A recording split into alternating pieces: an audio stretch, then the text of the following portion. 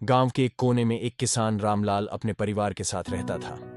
उसकी एक छोटी सी जमीन थी जिस पर वह अपने पूर्वजों की तरह खेती करता था।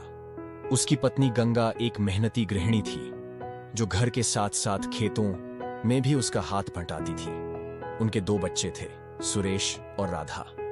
रामलाल की जिंदगी का एक ही मकसद था, अपने बच्चों को अच्छी शिक्षा देना और खेत को इतना उपजाऊ बनाना कि उसकी आने वाली पीढ़ियां आराम से जी सके। लेकिन प्रकृति हमेशा साथ नहीं देती। पहला साल सूखा और संघर्ष। इस बार बारिश बहुत कम हुई थी, खेतों में दरारें पड़ गई थी। रामलाल ने बहुत मेहनत की लेकिन फसल अच्छी नहीं हुई। गांव के कई किसान कर्ज में डूब गए। कुछ लोगों ने तो अपनी जमीनें भी बेच दी। रामलाल ने फैसला किया कि वह हिम्मत नहीं हारेगा। उसने अपनी पत्नी और बच्चों से सलाह ली। गंगा ने कहा, राम, खेती में हानि लाभ लगा रहता है लेकिन मेहनत कभी बेकार नहीं जाती। उसने घर के कुछ गहने बेचकर खाद और बीज खरीदे। अगले साल बारिश अच्छी होने की उम्मीद थी। दूसरा साल मेहनत रंग लाई। रामलाल सुबह से शाम तक खेत में मेहनत करता था।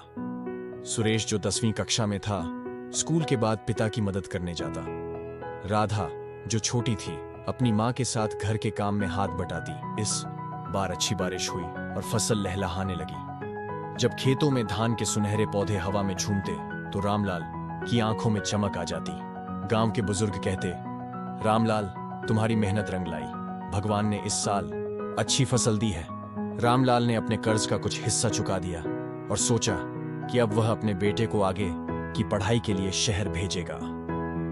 तीसरा साल बेमौसम बारिश और नई परेशानी। जब रामलाल सोच रहा था कि अब सब कुछ ठीक हो गया है, तभी कुदरत ने फिर परीक्षा ले ली। अचानक ओलावृष्टि और तेज बारिश ने सारी फसल बर्बाद कर दी। रामलाल को समझ नहीं आ रहा था कि अब क्या करे, लेकिन गंगा ने उसे फिर हिम्मत दी।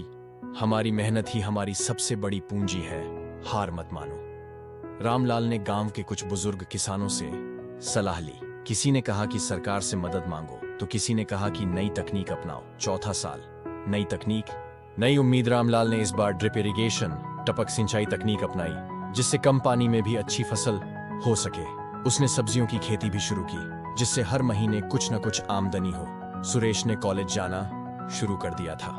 वह गांव में किसानों के लिए नई तकनीकों के बारे में पढ़ता और अपने पिता को बताता। धीरे धीरे रामलाल की खेती फिर से सफल होने लगी। आखिरी साल सफलता और खुशी। 5 सालों के संघर्ष के बाद रामलाल का परिवार खुशहाल हो गया। सुरेश ने पढ़ाई पूरी की और गांव में ही एक कृषि स्टार्टअप शुरू किया, जिससे गांव के किसानों को सही बीज और खाद मिल सके।